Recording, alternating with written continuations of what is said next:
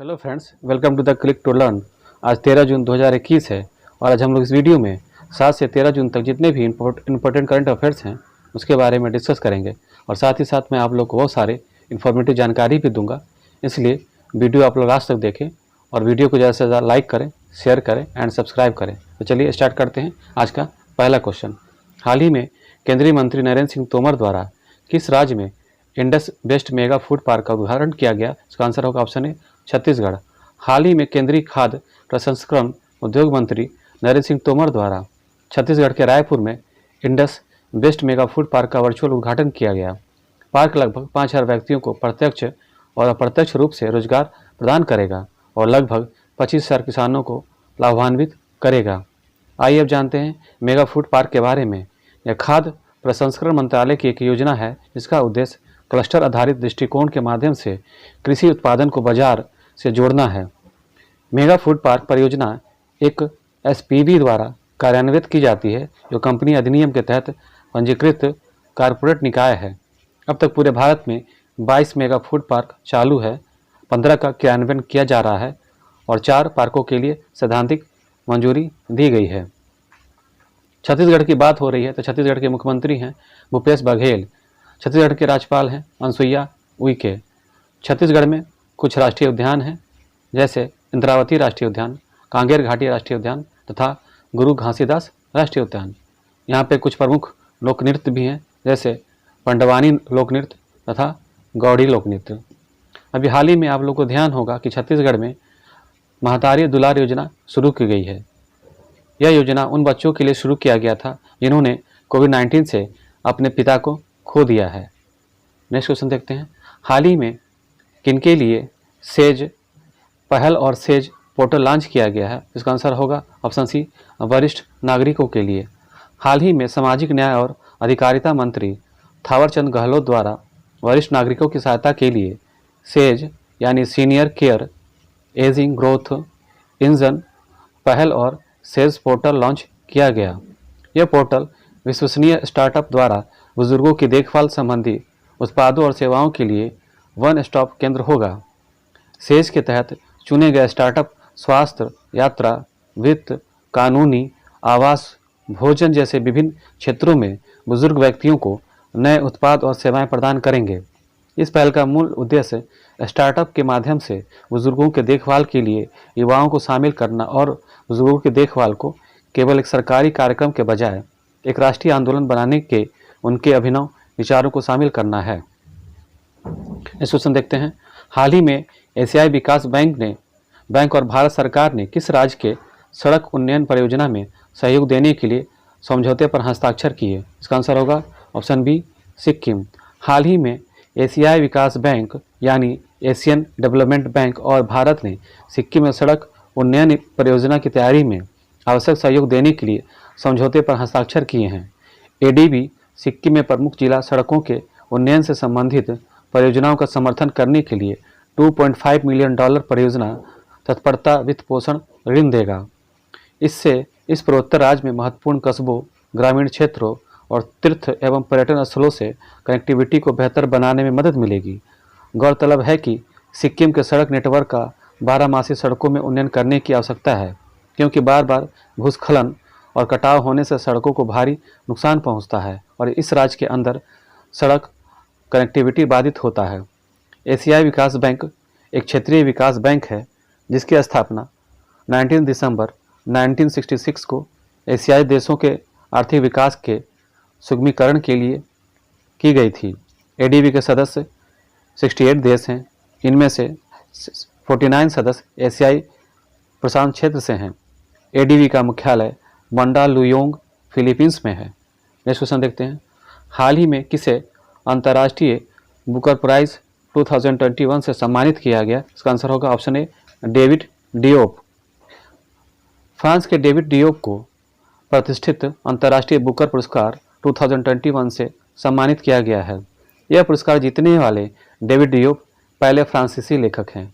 उन्होंने यह पुरस्कार उनकी पुस्तक at night all blood is black के लिए प्रदान की गई है। पुस्तक के अंग्रेजी अनुवादक अन्ना मोस्कोवाकिस ने 50,000 पाउंड का आधा पुरस्कार जीता है। डियोप का उपन्यास प्रथम विश्व युद्ध में फ्रांस के लिए लड़ने वाले 2 सेनेगल सैनिकों की कहानी बताता है।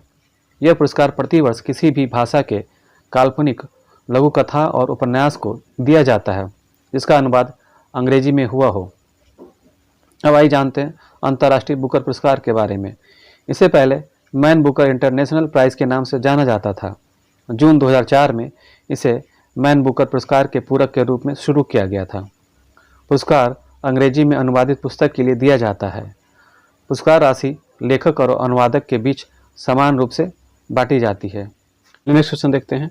हाल ही में भारतीय नौसेना का सबसे पुराना हाइड्रोग्राफिक सर्वेक्षण जहाज को सेवा से कार्यमुक्त कर दिया गया। उसका नाम है, आंसर होगा ऑप्शन बी, INS संधायक। भारतीय नौसेना का सबसे पुराना हाइड्रोग्राफिक सर्वेक्षण जहाज तथा स्वदेशी रूप से डिजाइन और निर्मित अपनी श्रेणी का पहला जहाज INS संधायक का हाल ही में 40 वर्षों की सेवा के बाद कार्यमुक्त कर दिया गया। INS संधायक का सेवा मुक्ति समारोह नौसेना डॉकयार्ड विशाखापत्तनम में हुआ। इसने ऑपरेशन पवन के तहत 1987 में श्रीलंका में भारतीय शांति सेना की सहायता और ऑपरेशन रेनबो द्वारा 2004 में सुनामी के बाद मानवीय सहायता प्रदान की। चलिए नेक्स्ट क्वेश्चन देखते हैं। दूसरा संयुक्त राष्ट्र वैश्विक सतत परिवहन सम्मेलन अक्टूबर 2021 में किस देश में आयोजित किया जाएगा? इसका आंसर होगा ऑप्शन सी, चीन। दूसरा संयुक्त राष्ट्र वैश्विक सतत परिवहन सम्मेलन 14 से 16 अक्टूबर 2021 को बीजिंग, चीन में आयोजित किया जाएगा। यह दुनिया भर में अस्थायी परिवहन प्राप्त करने की दिशा में अवसरों, चुनौतियों और समाधानों पर ध्यान केंद्रित करने का अवसर प्रदान करेगा।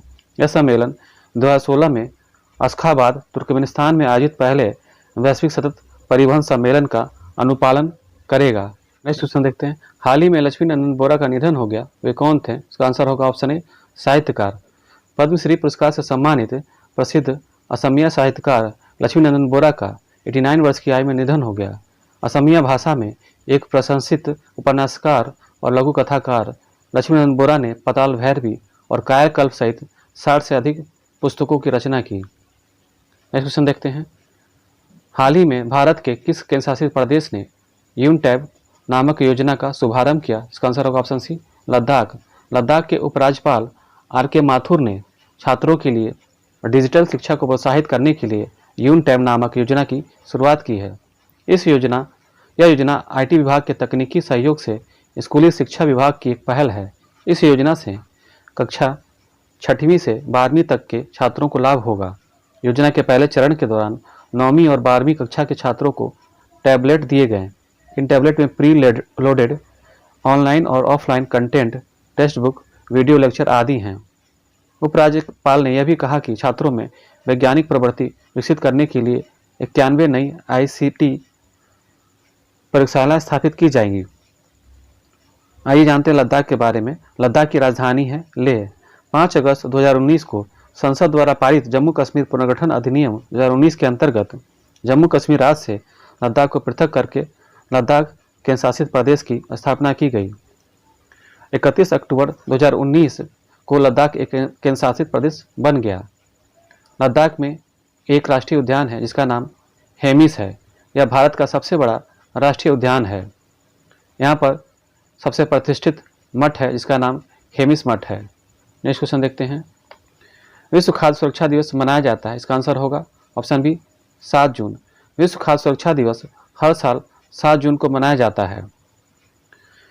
खाद्य सुरक्षा मानव स्वास्थ्य, आर्थिक समृद्धि, कृषि, बाजार पहुंच, पर्यटन और सतत विकास और खाद्य जोखिमों को रोकने में योगदान करने के लिए वैश्विक ध्यान आकर्षित करने के लिए यह दिन मनाया जाता है। विश्व खाद्य सुरक्षा दिवस 2021 का विषय स्वस्थ कल के लिए आज का सुरक्षित भोजन है। संयुक्त राष्ट्र महासभा द्वारा वर्ष 2018 में प्रतिवर्ष 7 जून को विश्व खाद्य सुरक्षा दिवस के रूप में आयोजित करने की घोषणा की गई थी। 2019 में पहला विश्व खाद्य सुरक्षा दिवस मनाया गया था। नेक्स्ट क्वेश्चन देखते हैं। हाल ही में किस राज्य सरकार ने नॉलेज इकोनॉमी मिशन की शुरुआत की है? तो इसका आंसर होगा ऑप्शन ए, केरल। हाल ही में केरल सरकार ने राज्य में शिक्षित युवाओं को रोजगार प्रदान करने और ज्ञान आधारित अर्थव्यवस्था में संलग्न श्रमिकों को समर्थन प्रदान करने हेतु चल रही विभिन्न योजनाओं को एक साथ एक कार्यक्रम के तहत लाने के लिए नॉलेज इकोनॉमी मिशन की शुरुआत की है। इसका नेतृत्व Kerala development and innovation strategic council द्वारा किया जा रहा है, जिसे 15 जुलाई से पूर्व एक व्यापक परियोजना रिपोर्ट प्रस्तुत करने का काम सौंपा गया है। कार्यान्वयन और वित्त पोषण के उद्देश्यों के लिए एक नॉलेज इकोनॉमिक फंड बनाया जाएगा। कौशल को बढ़ावा देने और उच्च शिक्षा प्रणाली को मजबूत करने और तकनीकी परिवर्तन के लिए ज्ञान अर्थव्यवस्था कोष को 200 करोड़ से बढ़ाकर 300 करोड़ कर दिया गया है। केरल की बात हो रही है तो केरल के मुख्यमंत्री हैं पिनाराई विजयन, केरल के राज्यपाल हैं आरिफ मोहम्मद खान, केरल की राजधानी है तिरुवनंतपुरम। केरल के पश्चिम में अरब सागर तथा दक्षिण में हिंद महासागर है। केरल को भारत का के स्पाइस गार्डन के नाम से जाना जाता है। केरल में कुछ राष्ट्रीय उद्यान हैं जैसे सबरीमाला राष्ट्रीय उद्यान, शांत घाटी या साइलेंट वैली राष्ट्रीय उद्यान। अच्छा, एक और राष्ट्रीय उद्यान है जिसका नाम फूलों की घाटी है। वो कहाँ स्थित है? तो वो उत्तराखंड में स्थित है। इसके अलावा केरल में पेरियाल राष्ट्रीय उद्यान, परम्बिकुलम राष्ट्रीय उद्यान, इराविकुलम राष्ट्रीय उद्यान भी स्थित है। केरल में ही अनाईमुडी चोटी स्थित है जो दक्षिण भारत की सर्वोच्च शिखर है। केरल की मुख्य भाषा मलयालम है। यहाँ पर कुछ प्रसिद्ध लोक नृत्य हैं जैसे कथकली, मोहिनी अट्टम तथा थुलाल। केरल में ही सबरीमाला मंदिर भी स्थित है। यह भगवान अयप्पन का मंदिर है। केरल में वेवनाथ झील तथा अष्टमुडी झील भी स्थित है। वेवनाथ झील केरल तट पर स्थित खारे जल का लैगून झील है। इसी झील में वेलिंगटन द्वीप स्थित है जहां पर राष्ट्रीय नौकायन प्रतियोगिताएं होती हैं। नेक्स्ट क्वेश्चन देखते हैं। हाल ही में किसे क्षेत्र में संयुक्त राष्ट्र महासभा का अध्यक्ष चुना गया है? जिसका आंसर होगा ऑप्शन बी, अब्दुल्ला शाहिद। मालदीव के विदेश मंत्री अब्दुल्ला शाहिद को क्षेत्र में संयुक्त राष्ट्र महासभा के नए अध्यक्ष के रूप में चुना गया है। उन्होंने अफगानिस्तान के पूर्व विदेश मंत्री जलमई रसूल के विरुद्ध 3/4 बहुमत हासिल किए हैं। संयुक्त राष्ट्र महासभा के अध्यक्ष पद का चुनाव विभिन्न क्षेत्रीय समूहों के बीच रोटेशन आधार पर प्रतिवर्ष आयोजित किया जाता है। इस बार क्षेत्र में संयुक्त राष्ट्र महासभा सत्र वर्ष 2021-22 में एशिया प्रशांत समूह की बारी थी। मालदीव पहली बार संयुक्त राष्ट्र महासभा के अध्यक्ष का पद संभाल रहा है। संयुक्त राष्ट्र चार्टर के तहत वर्ष 1945 में संयुक्त राष्ट्र महासभा स्थापित की गई थी। नेक्स्ट क्वेश्चन देखते हैं। विश्व महासागर दिवस हर साल मनाया जाता है। इसका आंसर होगा ऑप्शन सी, 8 जून। विश्व महासागर दिवस हर साल 8 जून को विश्व स्तर पर मनाया जाता है। यह दिवस मुख्य रूप से लोगों को महासागरों के प्रति जागरूक करने के लिए मनाया जाता है। महासागर हमारी पृथ्वी पर न सिर्फ जीवन का प्रतीक है बल्कि पर्यावरण संतुलन में भी प्रमुख भूमिका अदा करता है। वर्ष 2021 के विश्व महासागर दिवस की theme the ocean life and livelihood है। विश्व महासागर दिवस पहली बार 1992 में रियो डी जेनेरियो में पृथ्वी शिखर सम्मेलन के दौरान सुझाया गया था। इसके बाद संयुक्त राष्ट्र महासभा ने 5 दिसंबर 2008 को इस दिन को नामित करने का प्रस्ताव पारित किया। नेक्स्ट क्वेश्चन देखते हैं। हाल ही में नेचर TTL फोटोग्राफी अवार्ड 2021 किसने जीता है? जिसका आंसर होगा option A, Thomas Vijayan. Kerala के थॉमस विजयन जो अब कनाडा में बस गए हैं ने एक पेड़ से चिपके एक ओरंगुटान की तस्वीर ली है। इसी तस्वीर के लिए वर्ष 2021 का नेचर TTL फोटोग्राफी अवार्ड उन्होंने जीता। इस तस्वीर का शीर्षक है the world is going upside down. Thomas Vijayan को वर्ष 2021 के नेचर TTL फोटोग्राफर के लिए 8000 से अधिक एंट्रियों में से प्रतियोगिता के समग्र विजेता के रूप में चुना गया, जिसमें 1500 पाउंड यानी 1.5 लाख रुपए का पुरस्कार शामिल है। नेचर TTL दुनिया का अग्रणीय ऑनलाइन प्रकृति फोटोग्राफी संसाधन है। नेक्स्ट क्वेश्चन देखते हैं। International business book of the year award 2021 किसने जीता है? इसका आंसर होगा ऑप्शन बी, नितिन राकेश और जेरी विंड। नितिन राकेश और जेरी विंड ने international business book of the year award 2021 जीता है। उन्हें international business book of the year award 2021 का पुरस्कार उनके द्वारा हाल ही में लिखी गई पुस्तक transformation in times of crisis के लिए दिया गया है। नेक्स्ट क्वेश्चन देखते हैं। हाल ही में किसे विश्व बैंक शिक्षा सलाहकार नियुक्त किया गया है? इसका आंसर होगा ऑप्शन सी, रंजीत सिंह दिसाले। रंजीत सिंह दिसाले को विश्व शिक्षा सलाहकार नियुक्त किया गया है। वह इस पद पर जून 2021 से जून 2024 तक रहेंगे। महाराष्ट्र के सोलापुर जिले के परितबाड़ी गांव के रहने वाले रंजीत सिंह दिसाले वर्ष 2020 में ग्लोबल टीचर अवार्ड से सम्मानित होने वाले पहले भारतीय हैं। उन्होंने लड़कियों की शिक्षा को बढ़ावा देने के लिए ये पुरस्कार जीता था। आइए जानते हैं विश्व बैंक के बारे में। विश्व बैंक का मुख्यालय वाशिंगटन डीसी में है। विश्व बैंक का गठन जुलाई 1994 में हुआ था। इसके अध्यक्ष डेविड मॉलपास हैं। नेक्स्ट क्वेश्चन देखते हैं। हाल ही में किसने 1232 kilometre the long journey home नामक एक नई पुस्तक लिखी है? इसका आंसर होगा विनोद कापड़ी।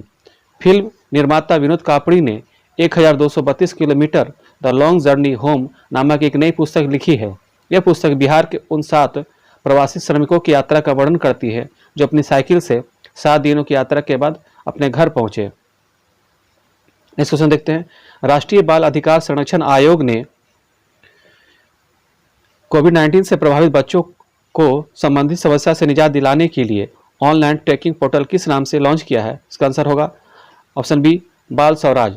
राष्ट्रीय बाल अधिकार संरक्षण आयोग ने कोविड-19 से प्रभावित बच्चों से संबंधित बढ़ती समस्या को देखते हुए देखभाल और सुरक्षा की आवश्यकता वाले बच्चों के लिए एक ऑनलाइन ट्रैकिंग पोर्टल बाल Swaraj Covid care link launch किया। इसके अंतर्गत वे सभी बच्चे जिन्होंने पारिवारिक समर्थन खो दिया है या उनकी देखभाल करने वाला कोई नहीं है, इसमें सम्मिलित होंगे। पोर्टल का उपयोग उन बच्चों को ट्रैक करने के लिए किया जाएगा जिन्होंने कोविड-19 के दौरान अपने माता पिता दोनों को खो दिया है। ऐसे बच्चों का डेटा अपलोड करने के लिए संबंधित अधिकारी या विभाग को पोर्टल पर कोविड केयर लिंक प्रदान किया गया है। नेक्स्ट क्वेश्चन देखते हैं। हाल ही में भारत ने किस देश की नौसेना के साथ ऑपरेशन सागर आरक्षण 2 चलाया? इसका आंसर होगा ऑप्शन ए श्रीलंका। हाल ही में सिंगापुर का मालवाहक जहाज MV एक्सप्रेस पर्ल में कोलंबो के पास भीषण आग लग गई, जिसे बुझाने के लिए भारत ने श्रीलंकाई नौसेना के साथ ऑपरेशन सागर आरक्षण 2 चलाया। इस ऑपरेशन के तहत बाद में आग पर काबू पा लिया गया। आग बुझने के बाद सिंगापुर का कंटेनर जहाज समुद्र में डूबने लगा। इससे ईंधन टैंक में मौजूद 278 टन बंकर तेल और 50 टन गैस हिंद महासागर में लीक होने का खतरा पैदा हो गया है। श्रीलंका की बात हो रही है तो श्रीलंका के राष्ट्रपति हैं गोटाबाया राजपक्षे। श्रीलंका की वर्तमान राजधानी है श्री जयवर्धनेपुरा कोट्टे। श्रीलंका भारत के दक्षिण में हिंद महासागर में स्थित है, जो पाक जलसंधि या पाक स्ट्रेट द्वारा भारत से अलग होता है। नेक्स्ट क्वेश्चन देखते हैं। हाल ही में किस देश ने फैंगियून 4B नामक मौसम संबंधी उपग्रह को लॉन्च किया है? इसका आंसर होगा ऑप्शन सी चीन। चीन ने फैंगियून 4B को सफलतापूर्वक लॉन्च किया है, जो नई पीढ़ी के मौसम संबंधी उपग्रह में से पहला है।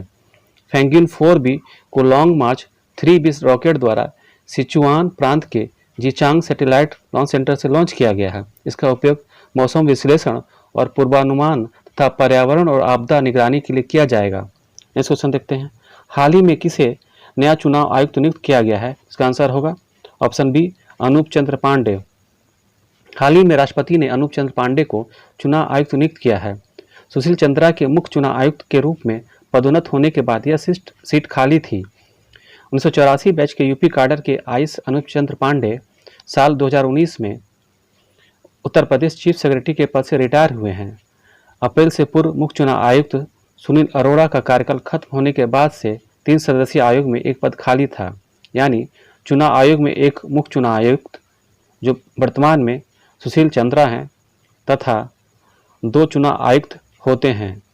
2 चुनाव आयुक्त का नाम हो गया, एक का अनूप चंद्र पांडे, दूसरे का राजीव कुमार। नेक्स्ट क्वेश्चन देखते हैं। भारत के किस हवाई अड्डे ने वित्त वर्ष 2020-21 में नेट एनर्जी न्यूट्रल स्टेटस प्राप्त की है? इसका आंसर होगा ऑप्शन ए केम्पेगौड़ा अंतर्राष्ट्रीय हवाई अड्डा बेंगलुरु। केम्पेगौड़ा अंतर्राष्ट्रीय हवाई अड्डे ने अपने सतत लक्ष्यों के हिस्से के रूप में वित्तीय वर्ष 2020-21 में नेट एनर्जी न्यूट्रल स्टेटस प्राप्त किया है। वित्तीय वर्ष 2020-21 में बेंगलुरु अंतर्राष्ट्रीय हवाई अड्डा लगभग 22 लाख यूनिट ऊर्जा बचाने में सक्षम रहा है, जो एक महीने के लिए लगभग 9,000 घरों को बिजली देने के लिए पर्याप्त है। 2020-21 में बेंगलुरु हवाई अड्डा ने अपनी ऊर्जा आवश्यकता का 98% नवीनीकरणीय ऊर्जा से पूरा किया है। यह कर्नाटक का पहला पूर्ण सौर ऊर्जा संचालित हवाई अड्डा है। यह भारत का तीसरा सबसे व्यस्त हवाई अड्डा भी है। नेक्स्ट क्वेश्चन देखते हैं। वर्ष 2024 में पहले हॉकी 5 विश्व कप की मेजबानी कौन सा देश करेगा? इसका आंसर होगा ऑप्शन सी, ओमान। ओमान 2024 में पहले हॉकी फाइव्स विश्व कप पुरुष और महिला की मेजबानी करेगा। मैच ओमान की राजधानी मस्कट में होंगे। अंतर्राष्ट्रीय हॉकी महासंघ के कार्यकारी बोर्ड ने 2019 में हॉकी फाइव्स विश्व कप के शुभारंभ की घोषणा की थी। हॉकी फाइव्स विश्व कप अंतर्राष्ट्रीय हॉकी महासंघ की एक नई प्रतियोगिता है। ओमान की बात की जाए तो ओमान की राजधानी मस्कट है। ओमान की मुद्रा ओमानी रियाल है। नेक्स्ट क्वेश्चन देखते हैं। हाल ही में किसे HSBC इंडिया का CEO नियुक्त किया गया है? इसका आंसर होगा ऑप्शन बी, हितेंद्र दबे। हितेंद्र दबे को HSBC इंडिया के मुख्य कार्यकारी अधिकारी यानी CEO के रूप में नियुक्त किया गया है। इससे पहले वह HSBC इंडिया के ग्लोबल बैंकिंग एंड मार्केट्स के प्रमुख थे। HSBC एक ब्रिटिश बहुराष्ट्रीय निवेश बैंक और वित्तीय सेवा होल्डिंग कंपनी है। नेक्स्ट क्वेश्चन देखते हैं। हाल ही में बिटकॉइन को वैध मुद्रा के रूप में अपनाने वाला विश्व का पहला देश बना है। इसका आंसर होगा A, El Salvador. El Salvador bitcoin को वैध मुद्रा के रूप में अपनाने वाला दुनिया का पहला देश बन गया है। अल सल्वाडोर के राष्ट्रपति बुकले का मानना था कि बिटकॉइन देश में रोजगार पैदा करेगा और वित्तीय समावेश को बढ़ावा देगा। यहाँ के लोग लेन देन के लिए पहले से ही बिटकॉइन का उपयोग कर रहे हैं। अब आइए जानते हैं क्रिप्टो करेंसी क्या है। क्रिप्टो करेंसी के एक डिजिटल रूप है। इसे आपको अपनी जेब में या किसी सिक्के या नोट की तरह नहीं रखना होता है। यह बिल्कुल ऑनलाइन काम करती है। यह करेंसी ब्लॉकचेन टेक्नोलॉजी पर बेस्ड होती है। इसमें कोडिंग टेक्नोलॉजी का इस्तेमाल किया जाता है। टेक्नोलॉजी के जरिए करेंसी ट्रांजैक्शन की पूरी जानकारी रखी जाती है। इसे आसानी से हैक नहीं किया जा सकता और इसी के चलते क्रिप्टो करेंसी में धोखा होने की संभावना नहीं रहती है। Bitcoin, Ethereum, ripple, XRP crypto currency के कुछ उदाहरण हैं। बिटकॉइन पहली क्रिप्टो करेंसी है। अल सल्वाडोर की बात हो रही है तो अल सल्वाडोर मध्य अमेरिका में स्थित सबसे छोटा देश है। इसकी राजधानी सान सल्वाडोर है। इसकी मुद्रा अमेरिकी डॉलर है। अल सल्वाडोर के राष्ट्रपति नायब बुकले हैं। नेक्स्ट क्वेश्चन देखते हैं। हाल ही में भारत को संयुक्त राष्ट्र आर्थिक और सामाजिक परिषद के सदस्य के रूप में कितने वर्षों के लिए चुना गया है? इसका आंसर होगा ऑप्शन सी, 3 वर्षों के लिए। भारत को संयुक्त राष्ट्र आर्थिक और सामाजिक परिषद के सदस्य के रूप में 2022 से 24 की 3 साल की अवधि के लिए चुना गया है। आर्थिक और सामाजिक परिषद संयुक्त राष्ट्र के 6 प्रमुख अंगों में से एक है। भारत को अफगानिस्तान, कजाकिस्तान और ओमान के साथ एशिया प्रशांत राज्यों की श्रेणी में चुना गया है। आर्थिक और सामाजिक परिषद क्या है इसके बारे में जानते हैं। इसकी स्थापना संयुक्त राष्ट्र चार्टर द्वारा 1945 में की गई थी। इसमें संयुक्त राष्ट्र के 54 सदस्य शामिल हैं। यह आर्थिक, सामाजिक और स्वास्थ्य समस्याओं के समाधान की पहचान करने के लिए जिम्मेदार है। नेक्स्ट क्वेश्चन देखते हैं। हाल ही में भारत के किस राज्य ने देहिंग पटकाई को राज्य का 7वां राष्ट्रीय उद्यान घोषित किया है? इसका आंसर होगा ऑप्शन ए, असम। हाल ही में असम सरकार ने देहिंग पटकाई वन्यजीव अभ्यारण्य को राज्य का 7वां राष्ट्रीय उद्यान घोषित किया है। इसे वर्षा वन के नाम से भी जाना जाता है। इसमें वनस्पति और जीवों की विविधता पाई जाती है। इसमें बाघ, क्लाउडेड तेंदुए सहित सरीसृप और स्तनधारियों की 47 प्रजातियां पाई जाती है। आप लोग को याद होगा अभी कुछ दिन पहले ही असम सरकार ने रायमोना रिजर्व फॉरेस्ट को असम का 6ठा राष्ट्रीय उद्यान घोषित किया था। असम राज्य के अन्य 5 राष्ट्रीय उद्यान हैं काजीरंगा, मानस, नामेरी, ओरंग और डिब्रू सैखोवा। असम में अब मध्य प्रदेश के 11 और अंडमान एवं निकोबार द्वीप समूह के 9 राष्ट्रीय उद्यानों के बाद सबसे अधिक राष्ट्रीय उद्यान है। असम की बात हो रही तो असम के मुख्यमंत्री हिमंत बिस्वा शर्मा हैं। असम के राज्यपाल जगदीश मुखी हैं। असम की राजधानी दिसपुर है। असम में कुछ प्रमुख लोक नृत्य हैं जैसे बिहू, झूमरे, बुगुरुम्बा, देवधानी। बिहू लोक नृत्य बिहू उत्सव में से संबंधित है। हाल ही में इंग्लैंड फुटबॉल एसोसिएशन की पहली महिला अध्यक्ष चुनी गई है। इसका आंसर होगा option B, Debbie Hewitt. Corporate कार्यकारी और पूर्व RSC प्रमुख Debbie Hewitt English Football Association यानी FA की पहली महिला अध्यक्ष चुनी गई हैं। वो पूर्व अध्यक्ष ग्रेग क्लार्क के इस्तीफे के बाद इंग्लैंड फुटबॉल एसोसिएशन से जुड़ेंगी। FA का गठन 1863 में हुआ था। 4 से 7 जून 2021 के करंट अफेयर्स के क्वेश्चन नंबर 9 में मैंने गलती से SDG इंडिया सूचकांक जारी करने का वर्ष 2015 बता दिया था। इसे आप लोग करेक्शन करके वर्ष 2018 कर लेना। यानी पहली बार एसडीजी इंडिया इंडेक्स को नीति आयोग द्वारा वर्ष 2018 में जारी किया गया था, न कि 2015 में। चलिए नेक्स्ट क्वेश्चन देखते हैं। हाल ही में कौन से राज्य ने एनीमिया मुक्त भारत इंडेक्स 2020-21 की रैंकिंग में 18वें स्थान से सीधे तीसरे स्थान पर आ गया है? इसका आंसर होगा option A Himachal Pradesh. Himachal Pradesh anaemia मुक्त भारत इंडेक्स 2020-21 की राष्ट्रीय रैंकिंग में तीसरे स्थान पर पहुंच गया है। वर्ष 2018-19 में हिमाचल प्रदेश 18वें स्थान पर था, लेकिन सरकार और क्षेत्र के पदाधिकारियों के लगातार प्रयासों से राज्य तीसरा स्थान हासिल करने में सफल रहा। एनीमिया मुक्त भारत इंडेक्स 2020-21 में पहले स्थान पर मध्य प्रदेश तथा दूसरे स्थान पर ओडिशा है। भारत आज एक गंभीर सार्वजनिक स्वास्थ्य चिंता के रूप में एनीमिया वाले देशों में से एक है। नेक्स्ट क्वेश्चन देखते हैं। हाल ही में किस पूर्व भारतीय क्रिकेटर ने क्रिक्रू नाम से एक वेबसाइट व ऐप लॉन्च किया है? इसका आंसर होगा ऑप्शन सी वीरेंद्र सहवाग। भारत के पूर्व स्टार क्रिकेटर व सलामी बल्लेबाज वीरेंद्र सहवाग ने देश की युवाओं को ऑनलाइन क्रिकेट कोचिंग देने के लिए क्रिक्रू नाम से एक वेबसाइट और ऐप लॉन्च किया है। इस पर हर खिलाड़ी के लिए कोचिंग टिप्स वीरेंद्र सहवाग द्वारा पूर्व भारतीय खिलाड़ी तथा भारतीय क्रिकेट टीम के बल्लेबाजी कोच संजय बांगर के साथ मिलकर तैयार किया गया है। इस पोर्टल पर AB de Villiers, Brian Lara, Brett Lee, Chris Gayle, Harbhajan Singh, Jonty Rhodes जैसे दुनिया के 30 दिग्गज खिलाड़ी और कोच मास्टर क्लास के माध्यम से युवा खिलाड़ियों को क्रिकेट खेलना सिखाएंगे। साथ ही ये सभी अपना अनुभव भी साझा करेंगे, जिससे नए खिलाड़ियों को बहुत कुछ सीखने को मिलेगा। हाल ही में किसे वर्ल्ड टेस्ट चैंपियनशिप के फाइनल का रेफरी नियुक्त किया गया है? इसका आंसर होगा ऑप्शन ए क्रिस बॉर्ड। अंतर्राष्ट्रीय क्रिकेट परिषद यानी आईसीसी ने इंग्लैंड के क्रिस बॉर्ड को भारत और न्यूजीलैंड के बीच होने वाले वर्ल्ड टेस्ट चैंपियनशिप के फाइनल का रेफरी नियुक्त किया है। यह मैच 18 जून से 22 जून के बीच साउथहैम्पटन के रोज बाउल में खेला जाएगा। वहीं इंग्लैंड के रिचर्ड इलिंगवर्थ तथा माइकल गफ विश्व टेस्ट चैंपियनशिप के फाइनल के लिए मैदानी एम्पायर होंगे। आईसीसी के अध्यक्ष ग्रेग बर्कले हैं। आईसीसी के सीईओ मनु साहनी हैं। आईसीसी का मुख्यालय दुबई यूएई में है। आप लोग को वीडियो पसंद आए तो इसे लाइक करें, शेयर करें तथा सब्सक्राइब करें। आज के लिए इतना ही। Thank you.